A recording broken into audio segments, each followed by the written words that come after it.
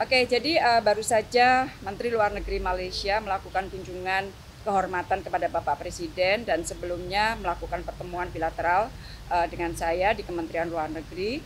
Ini sebenarnya merupakan kunjungan perkenalan karena beliau relatif baru menjadi Menteri Luar Negeri. Sebelumnya beliau adalah Menteri Pertahanan, kemudian menjadi Menteri Luar Negeri. Dan sebenarnya ini bukan pertemuan saya bertemu pertama kalinya dengan beliau, karena minggu yang lalu kita berada di Luang Prabang di Laos untuk ASEAN Retreat. Kemudian kita juga bersama-sama berada di Brussels dalam rangka pertemuan ASEAN EU Foreign Ministers Meeting dan juga hadir di dalam pertemuan tingkat menteri untuk membahas Indo-Pasifik yang dituan rumahi oleh Uni Eropa. Jadi sekali lagi kita sudah bertemu di beberapa pertemuan internasional atau kawasan sebelumnya, tetapi ini adalah kunjungan pertama beliau sebagai Menteri Luar Negeri Malaysia ke Indonesia. Nah, dengan Bapak Presiden prinsipnya melaporkan apa yang kita bahas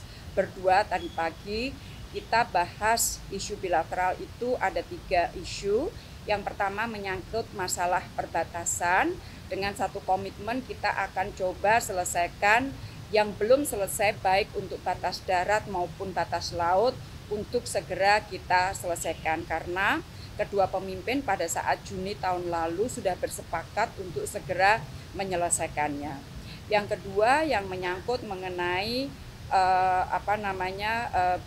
PMI pekerja migran Indonesia, terutama yang kami bahas adalah mengenai hak pendidikan, right to education bagi anak-anak para PMI tersebut. Selama ini sudah ada CLC yang ada di Sabah dan Sarawak. Yang kita mintakan adalah agar Learning Center, Community Learning Center ini CLC itu juga dapat diadakan di Semenanjung. Kemudian kita juga mengingatkan kembali bahwa kedua pemimpin sudah bersepakat untuk mengadakan special bilateral mechanism yang khusus membahas mengenai masalah pekerja migran.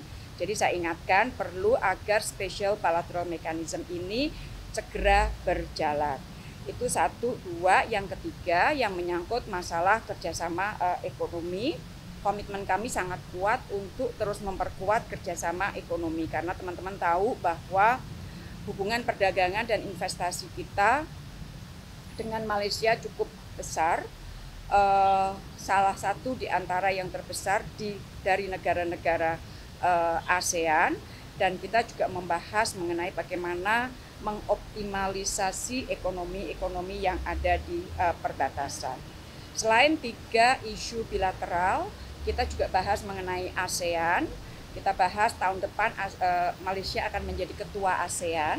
Sekarang Laos dan sekarang Indonesia, Laos, Malaysia duduk dalam troika yang membahas mengenai masalah Myanmar. Jadi waktu KTT di Jakarta disepakati ada mekanisme baru di dalam ASEAN dalam bentuk troika untuk membahas mengenai bagaimana implementasi 5-point konsensus ini untuk isu Myanmar. Dan untuk isu internasional kita bahas kembali mengenai situasi di Gaza, di mana posisi Indonesia dan Malaysia juga sama posisinya mengenai Gaza. Jadi hal-hal inilah yang tadi kita laporkan kepada Bapak Presiden, dan kita juga memiliki kesamaan posisi pada saat bicara mengenai masalah kelapa sawit, kemudian EU Deforestation Regulation. Jadi waktu kita di UE kemarin, minggu yang lalu, kita bersama-sama menyuarakan mengenai masalah sawit dan juga masalah deforestation regulation yang berasal dari Uni Eropa plus Gaza yang memang posisi kita selalu sama dengan Malaysia. Jadi itulah teman-teman hasil pertemuan bilateral yang kami laporkan tadi kepada Bapak Presiden, dan tentunya dari pihak Bapak Presiden komitmen kita untuk terus memperkuat hubungan antara dua negara cukup kuat, sedemikian juga dengan Pak Perdana Menteri Malaysia, karena sebagai negara tetangga dekat tidak punya pilihan lain bagi kita untuk merajut kerjasama yang lebih kuat.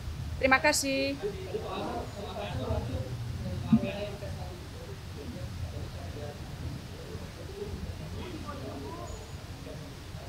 Investasi Malaysia investasinya cukup besar di beberapa bidang, tetapi yang paling terakhir adalah pada saat Pak Anwar Ibrahim berkunjung ke Indonesia, itu ada 11 LOI (Letter of Intent) untuk kerjasama dalam membangun IKN.